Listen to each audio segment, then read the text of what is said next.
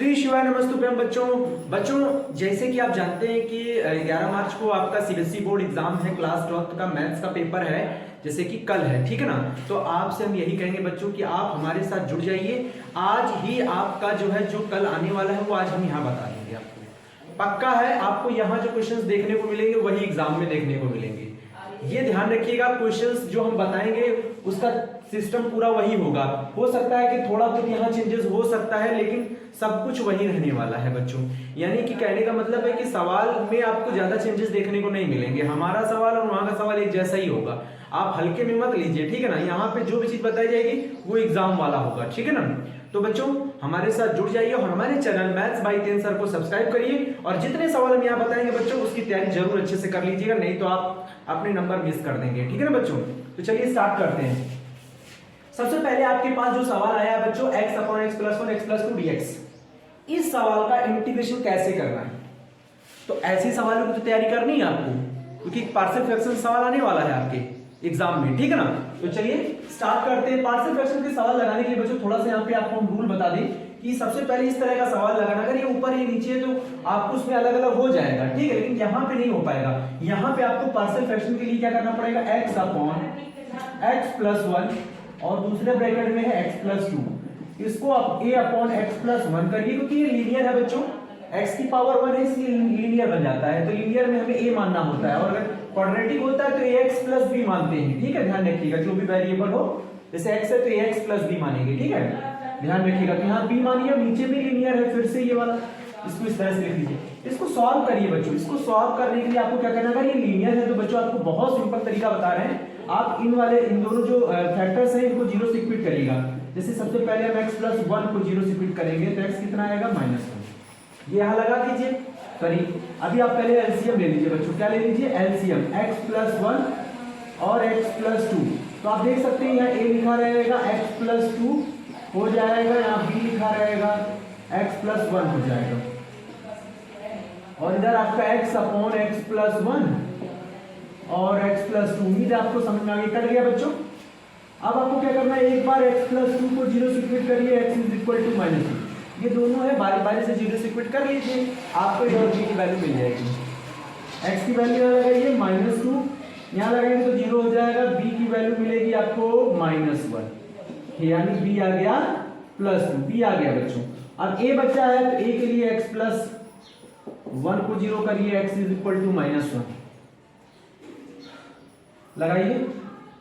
-1 यहाँ लगेगा और यहाँ लगाएंगे तो आपको -a ही मिलेगा बच्चों, सॉरी प्लस a मिलेगा। -1 प्लस 2 ये जीरो हो जाएगा, तो a इज इक्वल टू -1, ये वैल्यू ये मिल गई। अब इंटीग्रेशन करना है बच्चों, तो चलिए वापस आ जाते हैं। इसकी वैल्यू को हमने क्या माना है, ये, तो हम यहाँ इंटीग्रेशन लगाएंगे। a की वैल्यू कितनी है हमारे पास, -1, तो माइनस यहाँ लगाइए। नीचे क्या है, x प्लस 1, यहाँ dx लिखा है तो अब भी dx लगाइए, प्लस b कितना है भाई, आप इंटीग्रेशन लगाएंगे ना dx, इधर सब लग जाएगा। b आपके पास 2 है बच्चों, कांस्टेंट है, आगे कर लीजिए x प्लस 2 और ये हो गया dx। ये किसका इंटीग्रेशन है बच्चों, log का है, log 1/x log का होता है, क्योंकि लीनियर है तो आप इसको यही लिख देंगे, log x प्लस 1 हो जाएगा, और यहाँ लिख जाएगा log x प्लस 2। अब थोड़ा सा इसको सॉल्व कर लीजिए बच्चों, या तो आप इसको ऐसे लिखा रहने दीजिए, चलिए इसको ऐसे लिखा रहने देते हैं, है ना, और यहाँ पे इसको ऐसे लिख लीजिए, x प्लस 2 का whole square, n log n की पावर n हो जाएगा बच्चों, ठीक है। और आप जानते हैं बच्चों ये इंटीग्रेशन खत्म हो जाता है तो आप c जोड़ दीजिएगा, c क्या कर देंगे, ऐड कर देंगे, ठीक है। अब आपको log n और माइनस log n का फॉर्मूला लगा देना, आंसर आ गया। log n कितना है, x प्लस 2 का होल स्क्वायर, और n कितना है, देखिए log n minus log n, तो अपॉन में हो जाएगा x प्लस 1 और प्लस का c, आपका आंसर हो गया बच्चों। तो इस तरह के सवाल की तैयारी आपको करनी चाहिए, पेपर में आने वाला सवाल है बच्चों, ठीक है। इसको नोट करिए, फिर नेक्स्ट क्वेश्चन लेते हैं बच्चों। नेक्स्ट सवाल आप देख रहे हैं, ये भी इंपॉर्टेंट सवाल है, एग्जाम में आने वाला सवाल है 100%, ठीक है बच्चों। सबसे पहले आपको लेट करना है i, क्या लेट करना है i, और इसमें आपको करना क्या होता है, e की पावर x लिखा रहेगा बच्चों, 1 भी लिखा रहने दीजिए, sin x को लिखिए 2 sin x by 2 into cos x by 2। 1 को काटने के लिए cos x का ऐसा फॉर्मूला लगाइए बच्चों जिससे ये 1 कट जाए। तो ये आप देख सकते हैं, ये वाला फॉर्मूला हमने यहाँ पे अप्लाई कर दिया है। ये इससे कट जाएगा और आप देख सकते हैं बच्चों e की पावर x 1/2 अलग अलग करना है बच्चों, इसके अपॉन अलग इसके अपॉन अलग, ठीक है। तो 1/2 आप आगे कर लीजिए, cos स्क्वायर x/2 को क्या लिख सकते हैं sec स्क्वायर x/2 और ये dx हो गया, प्लस लगाइए इसको अपॉन इसके अपॉन अलग करिए तो 2 कट जाएगा बच्चों, e की पावर x से cos कट जाएगा, यानी ये हो गया 10x/2 dx। बच्चों इसको आप लिखा रहने दीजिए e की power x sec square x/2 dx, इस वाले का इंटीग्रेशन कर लीजिए, ठीक है। तो ये आइलेट का फॉर्म है बच्चों, आप जानते हैं आइलेट में इसके लास्ट में आता है, ये फर्स्ट फंक्शन हो जाएगा आपका और ये सेकंड हो जाएगा, ठीक है। आइलेट का रूल लगाइएगा बच्चों, तो इसमें ट्रिग्नोमेट्रिकल जो होता है वो एक्सपोनेंशियल से पहले आता है, इसलिए फर्स्ट हो गया। तो हम फर्स्ट फंक्शन लिखेंगे, ये देखिए फर्स्ट फंक्शन लिखा, सेकंड का इंटीग्रेशन यही रहेगा। फिर आप क्या करोगे, फर्स्ट का डिफरेंशिएशन करेंगे तो 10x का डिफरेंशिएशन होता है sec स्क्वायर x/2, फिर x/2 का डिफरेंशिएशन करेंगे तो बच्चों x का 1 हो जाएगा, 1/2 आगे आ जाएगा, 1/2 आगे आ जाएगा और e की पावर x का इंटीग्रेशन e की पावर x और ये हो गया dx। आप बच्चों देख सकते हैं ये इससे क्या हो गया, कट गया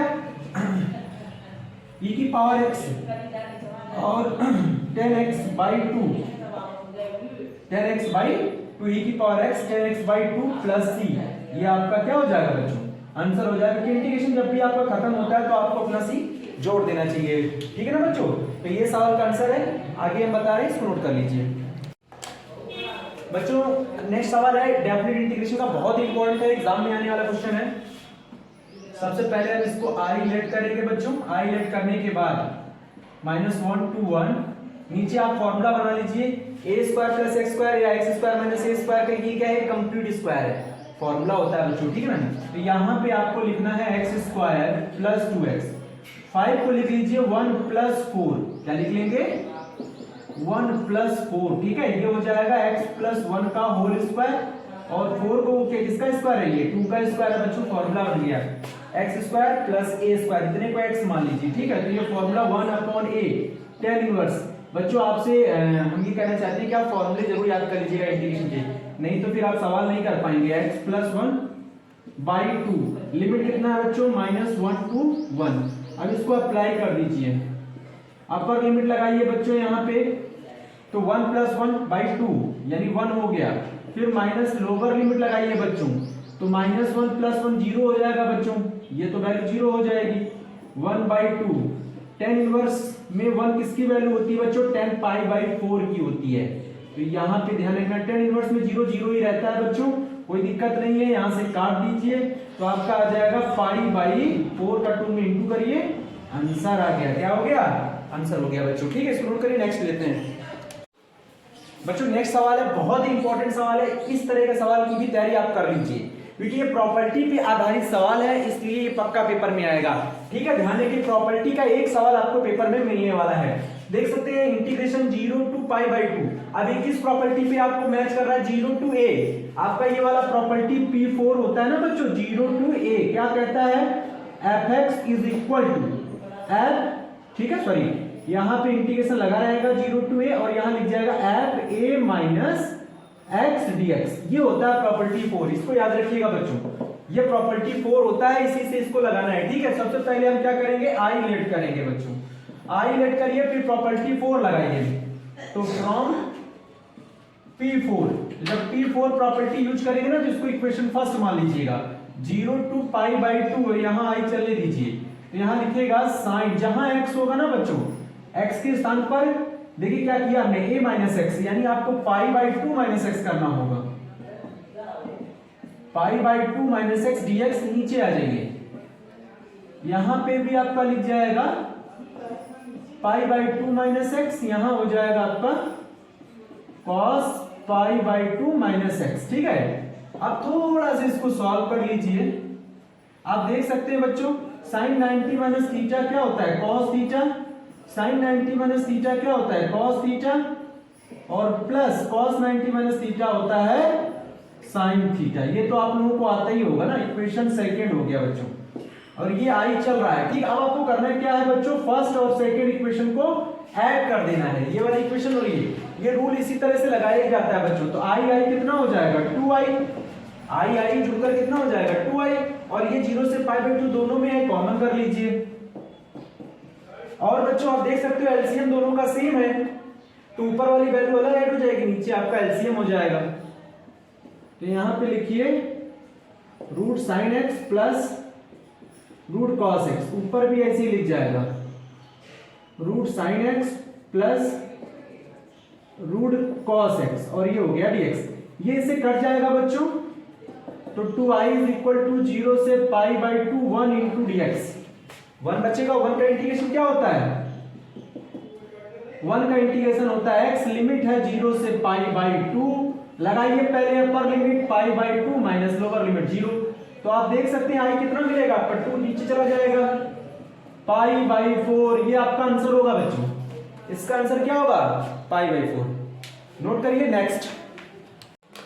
बच्चों आप देख सकते हैं बहुत ही बेहतरीन सवाल है। Find the area of the region in the first quadrant enclosed by the x axis the line and the circle. X axis से, लाइन से और सर्किल से जो घिरा हुआ होगा उसी का आपको एरिया निकालना होगा। यार बच्चों 100% सवाल एग्जाम में आएगा। यार चैनल को सब्सक्राइब तो कर लीजिए। आप सोच रहे हैं कि यार ऐसे सवाल पेपर नहीं आएंगे ना, आप देख लीजिएगा जब कल एग्जाम देके आएंगे ना, तो आपको यही सवाल, आपको इसी तरह के सवाल आपको मिलेंगे यार, ठीक है ना। तो ये ध्यान रखिएगा। सॉल्यूशन लेते हैं बच्चों, स्टार्ट करते हैं बिना कोई समय गवाए, ठीक है। तो आप देख सकते हैं किससे किससे घिरा होना चाहिए, एक्स एक्सिस से, लाइन से और सर्कल से, ठीक है। तो ये चीज हमारा, और याद रखिए बच्चों फर्स्ट क्वाड्रेंट में होना चाहिए, ठीक है। तो हमें सबसे पहले क्या करना है, हमारे पास जो गिवन है x इज इक्वल टू एक √3 है और सर्किल है और क्या है x एक्सिस है, इससे घिरा हुआ हमें चाहिए एरिया। तो बच्चों हमें क्या करना है, सबसे पहले आपको ध्यान रखना है कि हमारे पास क्या है, एक सर्किल आपको दिखाया गया है x² + y² और यहाँ पे 2 हो गया, इस 4 को क्या लिख सकते हैं 2 का स्क्वायर। तो इसका सेंटर क्या हो गया बच्चों, ये पहले पता करिए। सेंटर है 0 0, रेडियस क्या है बच्चों, ये भी तो पता करिए 2 है, ठीक है। और ये जो लाइन की इक्वेशन दी है इसको थोड़ा सा आप सही लिख लीजिए। इसको y बराबर निकालेंगे तो ये √3 अपॉन में आ जाएगा बच्चों, तो x अपॉन √3। अब ये हमारा इस इक्वेशन पे मैच कर रहा है। आप देख सकते हैं y = mx। y = mx की लाइन क्या होती है, एक स्ट्रेट लाइन होती है, पासेस थ्रू द ऑरिजिन होता है। तो आपको सबसे पहले एक ऐसा सर्किल बनाना है जिसका सेंटर क्या होगा 0 0, तो यहाँ पे सेंटर हो गया, तो सर्किल आपकी ये हो जाएगी बच्चों। उसके बाद आपको क्या करना है, उसके बाद आपको रेडियस लेना है बच्चों। ये हमारी रेडियस हो गई यहाँ से, तो ये हो गया 2, 0 हो गया, ये हमारा ऑरिजिन हो गया। उसके बाद हमारा y = x/√3, ये लाइन है बच्चों, यहाँ से ऑरिजिन से पास होगा। कहां से पास होगा, ऑरिजिन से। तो हम देख सकते हैं बच्चों इसके कोऑर्डिनेट्स क्या हो जाएंगे 0 0 हो जाएंगे। उसके बाद बच्चों हमें ध्यान रखना है कि x एक्सिस की लाइन कहां है बच्चों, ये x एक्सिस और ये y एक्सिस। तो x एक्सिस की लाइन तो ये है ना, ये लाइन से घिरा होना चाहिए, यानी कि लाइन हमारे पास थी x = √3y और सर्किल हमारे पास है x² + y² = 4। इससे घिरा हुआ होना चाहिए। और x एक्सिस, तो ये लाइन है, ये x एक्सिस और ये सर्किल है, इससे घिरा हुआ आकृति हमको चाहिए। तो बच्चों आप देखिए यहाँ पे, यहाँ से यहाँ तक गए तो ये लाइन, यहाँ तक तो लाइन ही आई है, यानी ये 2 पार्ट में डिवाइड हो रहा है बच्चों, क्योंकि इसके बाद आपका ये सर्किल स्टार्ट हो गया है। क्या स्टार्ट हो गया है, सर्किल स्टार्ट हो गया। इस पे फोकस करिए, तो ये वाला रीजन अलग हो जाएगा बच्चों और इधर वाला रीजन अलग हो जाएगा। तो यहाँ का आपको पॉइंट चाहिए, तो आप देख सकते हैं ये लाइन है और ये सर्किल है, एक दोनों को यहाँ इंटरसेक्टिंग कर रहे हैं। तो ये वाला पॉइंट आप मान लीजिए ये आपका हो गया B L और ये हो गया A। तो A पॉइंट इंटरसेक्टिंग पॉइंट है, तो दोनों के कोऑर्डिनेट्स निकालने के लिए हमें क्या करना पड़ेगा, सर्किल की और स्ट्रेट लाइन की इक्वेशन को सॉल्व कर लेना है। तो y की वैल्यू यहाँ पे लगा दीजिए बच्चों, x² / 3 = 4, तो 4x² / 3 = 4। ये कट जाएगा बच्चों, तो x = ±√3 आएगा बच्चों, आप देख सकते हैं। तो x की ये प्लस माइनस लगेगा, तो आप देख सकते हो ±√3 लगाने से क्या होगा ना बच्चों, +-1 आ जाएगा। कैसे, +√3 लगाएंगे तो +1, -√3 लगाएंगे तो -1, यानी जो पॉइंट इंटरसेक्टिंग पॉइंट्स बनेगा बच्चों वो केवल पॉजिटिव रीजन का ही लेना है, यानी ए रीजन का मतलब x के ऊपर वाले पर फर्स्ट क्वाड्रेंट का लेना है। तो फर्स्ट क्वाड्रेंट में प्लस प्लस वाले ये होंगे, तो √3 और (1) हो जाएगा। तो यहाँ पे आप लिख लीजिए √3, (1). तो यहाँ b के जो कोऑर्डिनेट्स आएंगे बच्चों वो थोड़ा सा ध्यान रखना है, वो √3, 0 हो जाएगा। x पर कितना चलेगा, x पर चलेगा √3, यहां से यहां तक √3 हो जाएगा। और हमको x की लिमिट लगाना है क्योंकि स्ट्रिप हमारी जो है वो x पर है। स्ट्रिप किस पर है, x पर है ये वाली स्ट्रिप, ठीक है ना। तो चलिए स्टार्ट करते हैं। रिक्वायर्ड एरिया क्या लिखेंगे हम लोग, रिक्वायर्ड एरिया। रिक्वायर्ड एरिया निकालने के लिए बच्चों हमें क्या करना है, यहां से यहां तक का एरिया निकालना है। तो एरिया हमारा हो जाएगा, आप लिख सकते हैं area of O B A O plus area और कौन सा हो जाएगा, area of B L A, फिर से बी आ जाएगा, ये बी है बच्चों, ये हमारा हो जाएगा बी, ठीक है। तो चलिए वापस एरिया हमारा कैसे निकलेगा, एरिया ओ बी ए निकालने के लिए आपको लगाना है, आपको फॉर्मूला आना चाहिए बच्चों, ये है फॉर्मूला, इसका हम यहाँ लिख दे रहे हैं y dx। क्या होता है, y dx, एरिया निकालने का फॉर्मूला होता है y dx, क्योंकि स्ट्रिप x पर है, ठीक है ना। तो ये x पर पड़ा हुआ है, तो हमारा y कितना है बच्चों, y यहाँ पे लाइन है, y हमारा क्या है, लाइन है। तो एरिया निकालने का लिमिट देखिए x की क्या है, 0 से √3, 0 से √3, और यहाँ y हमारा क्या है, ये लाइन है, लाइन हमारी है क्या, यहाँ से निकालेंगे तो x बाई √3 आ जाएगा और dx प्लस, फिर उसके बाद यहाँ से देखिए यहाँ तक जाएंगे तो ये √3 हो जाएगा और यहाँ लिमिट 2 हो जाएगी x की, और यहाँ पे y कैसे निकलेगा बच्चों, यहाँ से निकालिए, क्योंकि इसके बाद तो आपका सर्किल है ना, तो सर्किल आप यहाँ से निकाल लीजिए, y = √4 - x²। तो यहाँ पे आप फिर लिखेंगे 4 - x² dx। बस बच्चों इसका इंटीग्रेशन करिए, आंसर आ जाएगा। तो चलिए इसको हटाते हैं, तो रिक्वायर्ड एरिया निकलेगा कैसे, इसका इंटीग्रेशन 1/√3 आगे करिए, इसका इंटीग्रेशन हो जाएगा x²/2, तो 2 यहां ले लीजिए, लिमिट क्या है 0 से √3। ये फॉर्मूला है बच्चों a² - x² अंडर रूट में, तो 1/2 x रूट a² मतलब यही रहेगा बच्चों, प्लस a² यानी 4 साइन इनवर्स x/a, क्या होता है x/a, x हमारे पास क्या है बच्चों, x हमारे पास x रहेगा, अपॉन a हमारे पास 2 हो जाएगा। लिमिट क्या है 0 से, सॉरी 0 से कह रहे हैं, √3 है, कितना है √3 से 2, lower limit to upper limit. तो यहां थोड़ा सॉल्व करिए बच्चों, 1/2 √3, अपर लिमिट √3 का स्क्वायर, 3 माइनस लोअर लिमिट, यहाँ भी अपर लिमिट लगाएंगे तो ये 0 हो जाएगा बच्चों, 2/2 1 हो जाएगा, 1 साइन में π/2 का मान होता है, यानी हो जाएगा 4π/2।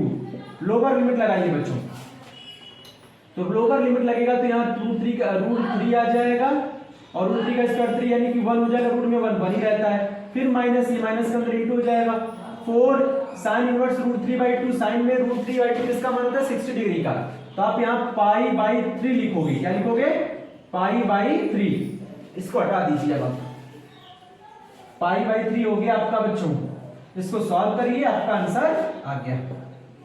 तो 3/2 √3 प्लस यहां पे आ जाएगा 1/2, इसको आप चाहे तो एलसीएम लेके कट कर लीजिए, 2π बचेगा माइनस √3, सॉरी ये नहीं कटेगा, 4π/3।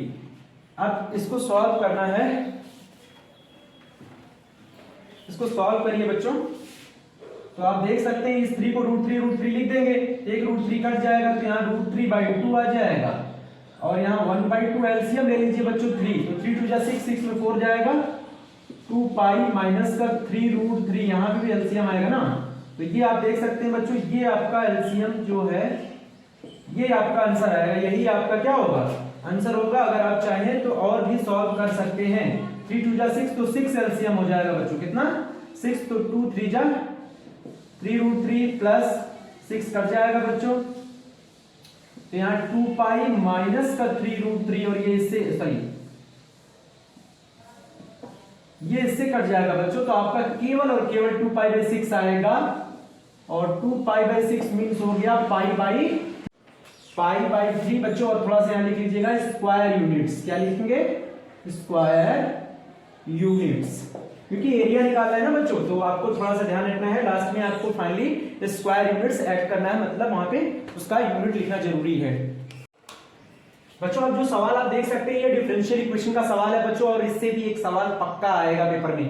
तो मैं इस तरह के सवाल की तैयारी आपकी करा रहा हूं, क्योंकि बच्चों उस तरह के जितने सवाल है नॉर्मली आपको थोड़े से फॉर्मूले याद रखने हैं और बड़े आराम से लग जाता है, क्योंकि इसमें होमोजीनियस होता है, विच इज होमोजीनियस एक फॉर्म बनता है और एक लीनियर का फॉर्म बनता है और एक उसका उल्टा भी बनता है, ठीक है ना। तो 3 फॉर्म है, तीनों पे फॉर्मूले याद कर लेने चाहिए और होमोजीनियस का भी अच्छे से याद कर लीजिएगा, ठीक है ना। तो होमोजीनियस के रूल से आपको सवाल y = bx करके लगाना होता है। तो सबसे पहले हम यहाँ ये वाला सवाल आपको बता रहे हैं। आपको सबसे पहले क्या करना है बच्चों, ये जो फॉर्म लिखा है इसको अपने फॉर्म से कंपेयर कर लेना है, dy/dx लीनियर फॉर्म। तो ये हमारा ये इक्वेशन हमारी लीनियर है बच्चों, क्योंकि जो इस फॉर्म में लिखा होता है उसको लीनियर बोला जाता है। देखिए आप dy/dx + py और = q, जहां पे p और q जो होते हैं वो फंक्शन ऑफ x होते हैं। देखिए यहाँ पे फंक्शन ऑफ x होते हैं, तो हम यहाँ पे देख सकते हैं p हमारा कितना होगा, y वाला टर्म छोड़ दीजिए तो 2 tan x हो गया। क्या हो गया, 2 tan x, और q वाला राइट में देख सकते हैं sin x हो गया। बहुत आसान सवाल है। अब हमें क्या करना होता है बच्चों, इंटीग्रेटिंग फैक्टर निकालना होता है। तो इसका फॉर्मूला आपको याद रखना पड़ेगा। इंटीग्रेटिंग फैक्टर का फॉर्मूला याद रखिए, p का मान यहाँ पे कितना है, 2 कांस्टेंट है, आगे कर लीजिए 10x dx हो जाएगा बच्चों। और 10x का जो इंटीग्रेशन होता है log sec x होता है बच्चों। क्या होता है, log sec x। एक और होता है माइनस का log cos x, माइनस होने की वजह से हमने log sec x लगाया बच्चों, ठीक है। तो यहाँ पे जो 2 है ना बच्चों, ये 2 n log m, तो ये n log m से log m की पावर n हो जाएगा। तो यहाँ पे एक फॉर्मूला और हो जाता है कि अगर ऐसा लिखा हो e की पावर log k, तो वो k लिख जाता है। ये फॉर्मूला याद कर लीजिएगा। तो k हमारा sec स्क्वायर x है, कितना है यहाँ पे, sec स्क्वायर x हो गया। तो ये इंटीग्रेटिंग फैक्टर निकल आया। अब सॉल्यूशन निकालना है हमको, क्या निकालना है, सॉल्यूशन। तो सॉल्यूशन इज हो जाएगा हमारा y इंटू, ये भी एक फॉर्मूला है बच्चों, इंटीग्रेटिंग फैक्टर, फिर q into integrating factor dx plus का c। अब y हमारे पास तो y ही रहेगा, इंटीग्रेटिंग फैक्टर आया है हमारे पास बच्चों sec स्क्वायर x, q हमारे पास पहले से ही है, बड़ा ही आसानी से निकाल लेंगे आप। इंटीग्रेटिंग फैक्टर कितना आ रहा है यहाँ पे, sec स्क्वायर x आ रहा है बच्चों। तो sec square x dx plus का c। अब इंटीग्रेशन ही तो करना है बच्चों, तो y और यहाँ लिख जाएगा sec square x is equal to, अब इसमें इंटीग्रेशन कैसे करेंगे ये हम आपको बता रहे हैं। यहाँ लिखिए sin x और sec स्क्वायर x को लिखिए अपॉन में करके, एक cos x अलग करिए फिर एक cos x बनेगा। तो आप एक sec x ऊपर ही रखिए ना, क्या दिक्कत है, एक sec x को नीचे भेज दीजिए, मतलब 1/cos हो के नीचे, क्योंकि 1/cos sec होगा तो sec स्क्वायर x को हम इस तरह से लिख लेंगे। तो sin/cos क्या होता है, 10x। क्या होता है बच्चों, 10x होता है, और यहाँ पहले से है sec x dx। अब आप जानते होंगे किसका इंटीग्रेशन है, ये है sec x का बच्चों, किसका है, sec x प्लस c, और आपका इधर क्या चल रहा है, y sec स्क्वायर x। अब आपको थोड़ा सा ध्यान रखना है, आंसर तो आ गया है लेकिन ये सिचुएशन गिवन है हमारे पास, तो इसका यूज कैसे करेंगे। ये बच्चों जानते हैं क्यों दिया रहता है, ये कांस्टेंट को निकालने के लिए दिया रहता है। आपको ये जो c है ना, इसकी वैल्यू निकालनी है, तो आप y इक्वल टू यहाँ पे 0 लगाइए, आप y 0 लगाइए और x की जगह लगाइए π/3। तो y 0 लगेगा तो ये तो पूरा 0 हो जाएगा, ठीक है। sec x की जगह कितना लगाएंगे आप, π/3 और प्लस c। अब sec 60 डिग्री का मान नहीं याद है तो cos 60 याद कर लीजिए। cos 60 का मान क्या होता है बच्चों, 1/2। cos 60 का मान 1/2, तो ये हो जाएगा 2, यानी आ जाएगा c + 2 = 0। तो c = आ जाएगा -2। तो बच्चों जो आपका आंसर बनेगा वो ध्यान रखना है। आंसर क्या होगा ये आपको समझना है बच्चों।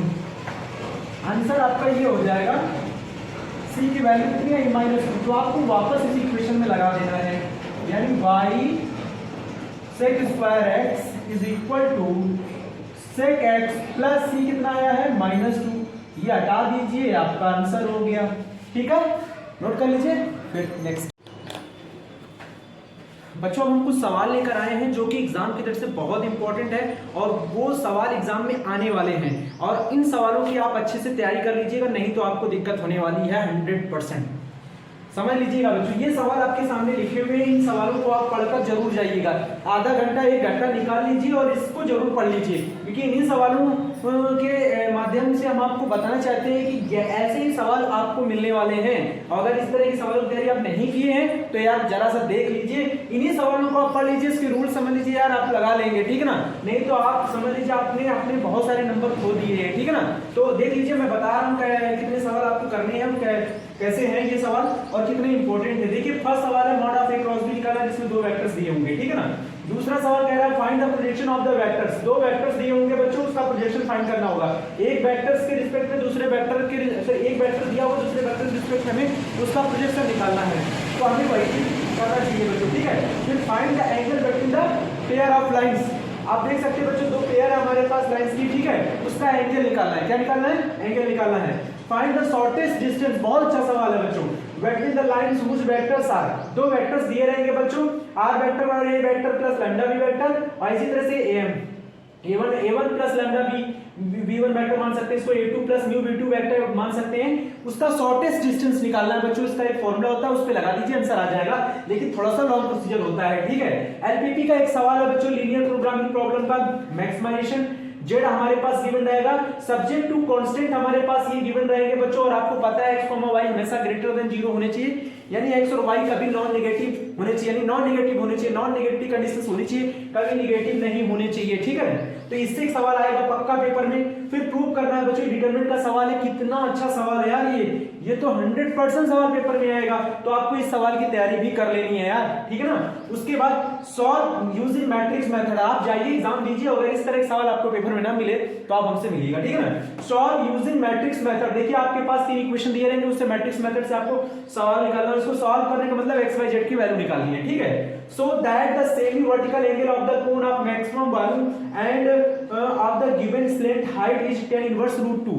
देखिए बच्चों हमको शो करना है इसमें, ये तो सवाल आएगा ही आएगा, आपको पता है, तो इस तरह के सवाल की भी तैयारी कर लीजिए कि शो करना है कि जो सेमी वर्टिकल एंगल होगा वो इतना आएगा बच्चों, ठीक है, लेकिन कब होगा, जब उसका वैल्यू मैक्सिमम होगा।